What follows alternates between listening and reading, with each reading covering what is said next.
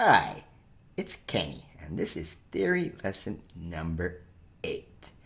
In lesson 7, I was talking about the circle of fifths, and I'm going to continue on with this, but I'm going to start talking about what starts making this thing so amazing. The last lesson, all I talked about was basically how it moves up through all these fifths, all the scales from C to G to D to A, all the way around until you get back to F and then C again. And that's all the keys. I also mentioned that you got the relative minors. From C, of course, it's A minor. So they moved up in fifths too. Okay, you can go back to lesson 7 if that's a little confusing. But what I want to bring into this lesson is the subject of chords. Now before I begin, I just want to give pianomusictheory.com, and there's their name right down there, okay? But I'm going to include that in the comments section. This is the one where I got this drawing of the circle of fifths. I can't draw one of these very well, and they are kind enough to let people use it. You can print it out. If you want to find a different one, you can, but I like this one, particularly because it's got the key signatures. A lot of them don't do that, and I think it's fairly important to have those key signatures. Okay, just a reminder, this was actually a lesson in 7. Okay, all right, if you look here, I've colored it here. You got the big capital C, which means it's a major. All right, that meant a major chord. And then the relative minor is right underneath there, that little A. Okay, just to remind you, the minor chords are always written in small case, the majors all in big case, okay? So the relative minor of C is A minor, and it just goes down those 3 semitones. And all it means is they share the same key signature. A minor and C major both have no sharps, no flats.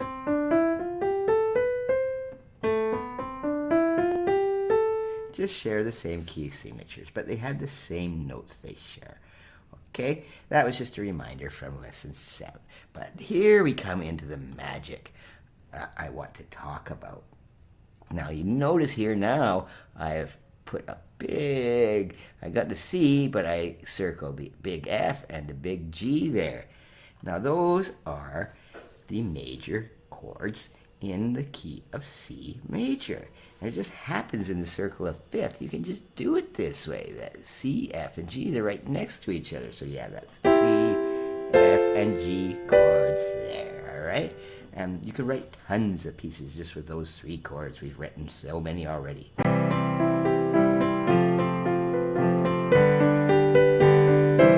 Just with those 3 chords, C, F, and G.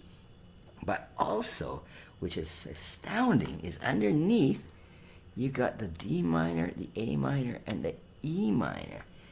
Okay, what is it? D minor, E minor, A minor. So that is really the first 6. These are called the diatonic chords in C major.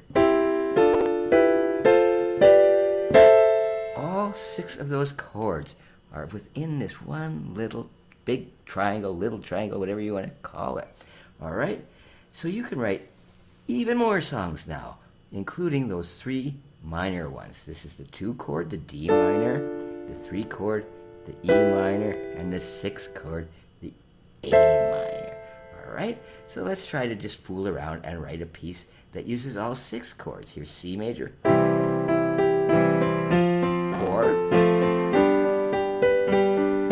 Now we'll go to A minor, D minor,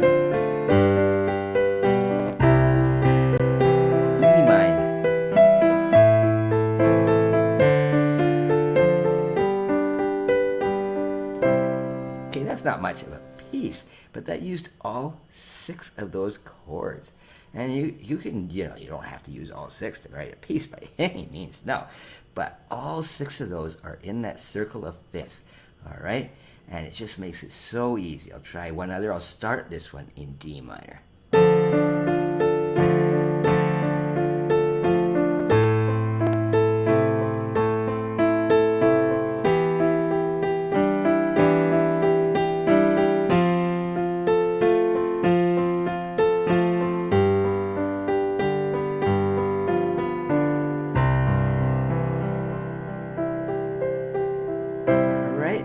this is where that power of the circle of fifths really comes into. It shows you all the diatonic chords within a key.